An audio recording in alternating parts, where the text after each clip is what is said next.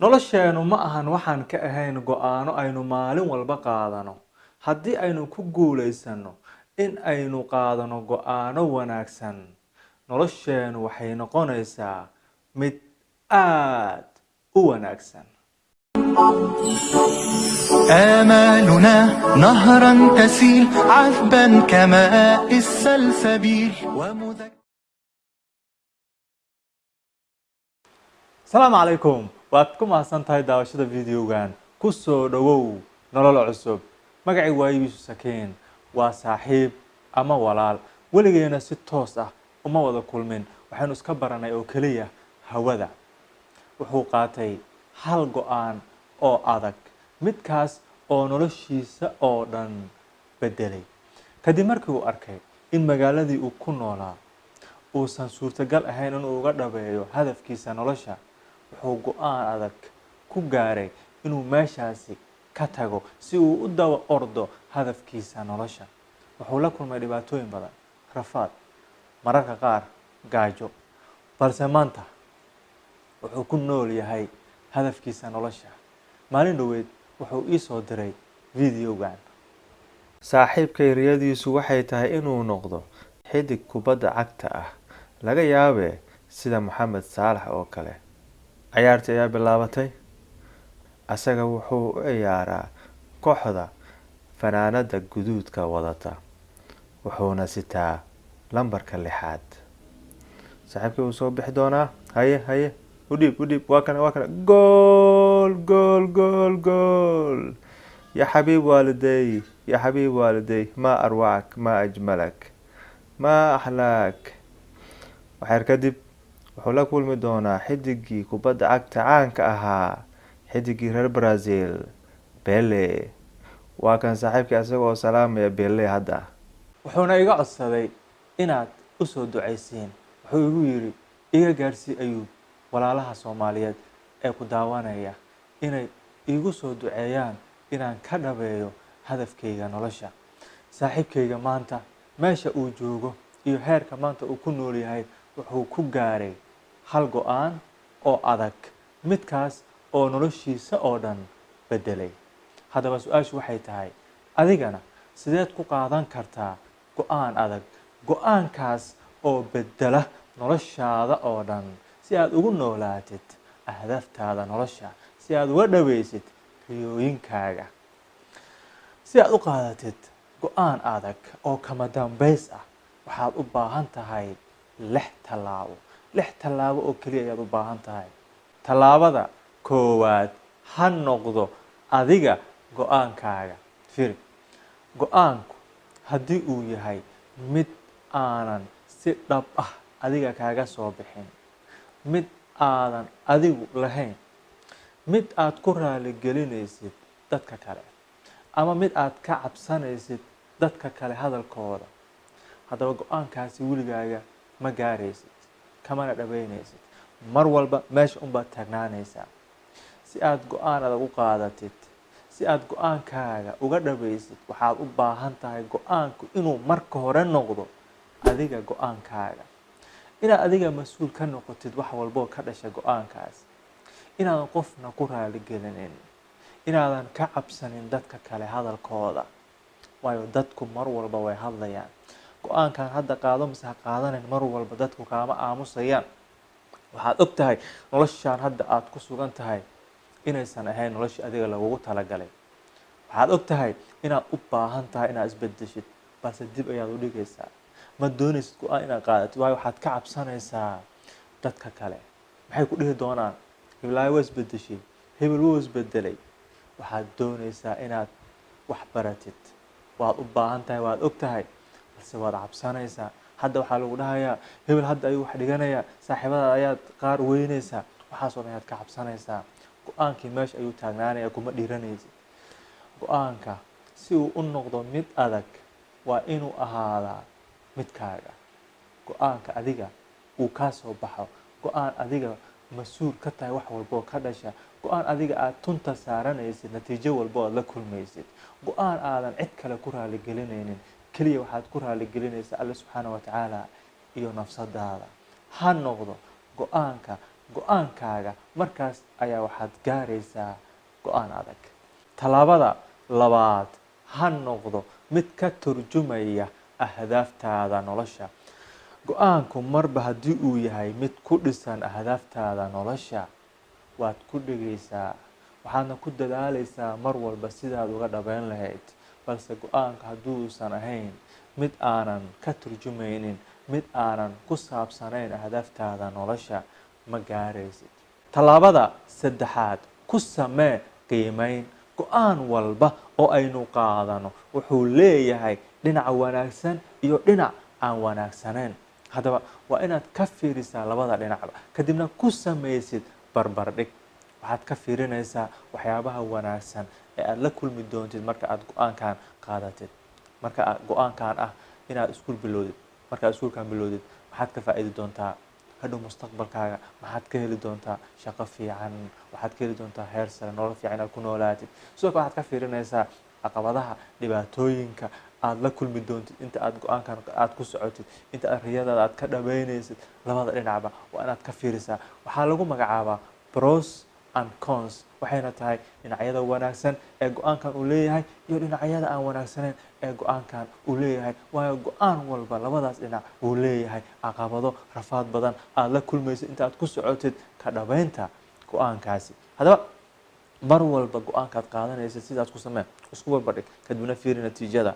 meesha u badato in maslaxadda ay ku jirto, meesha ay u badato in faa'iidada ay u badan tahay, hataa marmar waxaa arkaysaa markaad isku barbardhigtid in meesha hadda aad joogtid, go-aankan hadda aad rabtid inaad qaadatid, inaad wax ka bedeshid noloshaada, in hadda laga yaabo inaad waxyaaba ka helaysid oo faa'iida. markaad u fiirisid go-aankaana inaad bedeshid, inaad ka dhaqaaqdid meesha hadda aad joogtid. balse waxaad ka fiirinaysaa dhibaatada yar aad hadda la kulmaysa, waxaad fiirinaysaa natiijada weyn ee aad hadhow aad gaaraysid. tusaalahan ku siiyo, iskuul ayaan waxaan ku dhigay xaafad. waxaan go-aan ku gaaray inaan xaafadaasi ka guuro oo aan u guuro xaafad kale. iskuulkan aan dhigayay wuxuu ahaa iskuul aynu macalimiin kale isla wadaagno. waxaa lagu dhigayay waxyaabo kale oo badan oo aan ahayn English. aniga English oo kale ayaan ku dhigayay. haddaba meesha aniga waxaan ku ahaa hal macalin oo meesha imaanay, laakiin meesha waxaa furtay macalimiin kale. haddaba waxaan go-aan ku gaaray in aniga aan meel keligay u guuro oo aan furto iskuul aniga aan iska leeyahay keligayga, iskuul weyn oo Englishka aan ku dhigayo. haddaba go-aankan waa go-aan adag, waayo meesha aan u guurayo weligay aan wax kuma dhigin, waa xaafad cusub. dadka meeshaas jooga aniga ma garanayo, balse meeshaan waan la qabsaday. arday waan haystaa, hadda wax ugu filan waan haystaa. haddaba waxaan ka fiiriyay go-aankan labada dhinac, waxaan isku barbardhigay labada dhinac. maxay yihiin faa'iidooyinka aan kala kulmayo marka aan xaafadaasi u guuro? kow, waxaan helayaa xorriyad, waxaan helayaa iskuul aniga aan iska leeyahay keligayga oo aniga aan maamulo oo aan qof kale ii maamuleynin. labo, waxaan helayaa arday badan. hadda xaafadan aan joogo arday waan haystaa, haa, laakiin ardaydan ma ahan, waxaa kasi marka loo fiiriyo ardayda kale ee dadka kale ee meeshaasi ku nool, dadkaas ayaa ka tiro badan. haddaba waa faa'iido labaad. balse maxay tahay dhibaatooyinka aan kala kulmayo? waxaan la kulmayaa in hadda waxaan ku qasbanahay guri cusub inaan kiraysto. soo ma aha, lacag badan ayaan bixinaya, qarash badan inaan bixiyo waaye, waa dhibaato. waxaan ka fiiriyay dhibaatada. sidoo kale waxaan ku qasbanahay inaan hadda aan wax cusub aan bilaabo. hadda waxbaan haystaa, hadda meeshaydu way ii socotaa, hawshaydu way fiican tahay, laakiin markaan xagga u guuro waxaan ku qasbanahay inaan sifir ka bilaabo, eber inaan ka bilaabo. sooma, waa dhibaato kale, waa caqabado kale. kadibna markaan isku barbardhigay dhinacyada wanaagsan iyo dhinacyada wanaagsaneyn, waxaan go-aan ku gaaray inaan guuro. kadibna waan ku guulaystay, alxamdulilah. soo ma jeedid? haddaba go-aanka waa tusaalaha qaabkaas oo kale. saas oo kale u samee go-aankan aad qaadanaysid, ka fiiri labada dhinacba. sidoo kale mar walba waxaad arkaysaa mararka qaar marka asaa isku barbardhigaysid in laga yaabo meesha hadda aad joogtid, noloshaad ay rabtaa inaad bedeshid, iskuul ay rabtaa inaad dhigatid, meel ay rabtaa inaad u guurtid. waxaa arkaysaa in faa'iidada hadda meesha aad joogtid kugu jirta inay ka badato markaad u fiirisid go-aankan iyo meeshaan rabtid inaad gaartid. ha fiirinin.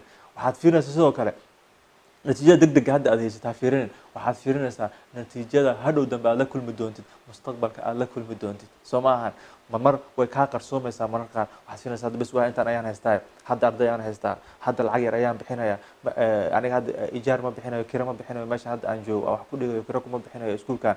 haddaba maxaa ugu guuraya iskuul cusub, aniga lacag bixinayo, kira bixinayo, arday cusub aan raadinayo, ma meesha. haddaasaa u fiirin lahaa waxaan dhihi lahaa meesha, laakiin waxaan fiiriyay mustaqbalka, waxaan fiiriyay hadhow xorriyadda aan ku noolaanayo, hadhow ardayda aan helayo, meeshaas waa inaad fiirisaa natiijada qarsoon ee markaas aad kuu muuqanin waa inaad fiirisaa si aad ugu dhaqaaqdid go-aanka. haddaba sidaad ku samee go-aanka aad qaadanaysid mar walba ka fiiri labada dhinac isku barbardhig kadibna ku dhaqaaq. talaabada afaraad la tasho dad khibrad leh. fiiri mushkiladeenu waxay tahay anaga waxaynu u malaynaa qof walba oo hadla inuu wax walba garanayo inuu wax walba ku fiican yahay. qof ayaa wuxuu kala tashanayaa arrimo ku saabsan caafimaadkiisa maxaad ka garanaysaa midaas takhasuskayga maan aniga. haddaba go-aanka aad rabtid inaad gaartid waa inaad kala hadashaa oo aad kala tashataa qof khibrad u leh qof arrintaasi si fiican u garanaya. hala tashanayn qof kasta waayo qof kasta markaa la tashid wuxuu ku siinayaa wax aan wanaagsaneyn nasteexooyin aan fiican ayuu ku siinayaa. haddaba u tag oo kala tasho qof khibrad u leh. muxuu yahay go-aanka aad doonaysa inaad qaadatid muxuu ku saabsan yahay waxbarashadaada muxuu ku saabsan yahay guurka muxuu yahay raadso qof wanaagsan oo aad ku kalsoon tahay oona og tahay inuu arrintaasi khibrad u leeyahay. markaas ayuu noqonayaa go-aankaaga go-aan wanaagsan. talaabada shanaad qaado go-aankaaga. hadda waxaad samaysay tallaabooyinkii oo dhan hadda waxaad u baahan tahay inaad go-aanka qaadatid inaad fulisid. wax dib aa u dhigaysid ma jiraan markaan intaa o dhan maadaama aad samaysay hadda waa inaad ku dhaqaaqdaa sidii aad go-aankaaga uga dhabayn lahayd. waxaad la kulmaysaa oon laba shay in go-aanka aad qaadatay aad ku guulaysatid ama inaad la kulantid waxyaabo aadan doonaynin. labada dhinacba marka aad ku guulaysid waa sidii aad rabtay marka aadan ku guulaysaninna waxaad baratay khibrado badan waxyaabo badan ayaad ka faa'iiday duruus badan ayaad ka qaadatay. haddaba hadda marka intaa oo dhan aad samaysid dib ha u noqonin hana shashakinin ha istaagin hore ugu soco kuna dadaal sidii aad ku fulin lahayd go-aankaasi. dib ha u dhigin markaasiba ku dhaqaaq sidii aad ku fulin lahayd. talaabada lixaad alla weyne tala saaro. faidaa cazamta fatawakkal cala allah. hore ugu dhaqaaq sidii aad uga dhabayn lahayd hadafkaaga. alle subxaanahu watacaala u tala saaro. adiga hadda waxaa la timid wax walba oo dadaal iyo juhdi ah wax walba waa samaysay. hadda arrintaada waxaad u dhiibanaysaa alle subxaanahu watacaala. qofkii alle subxaanahu watacaala arrintiisa u dhibtana muxuu khasaarayaa ma jiro wax uu weynayo. haddaba hore u dhaqaaq wax walba waa samaysay hadafkaaga iyo go-aankaagana waad gaaraysaa ee alle subxaanahu watacaala u dhiibo mar walba taladaada.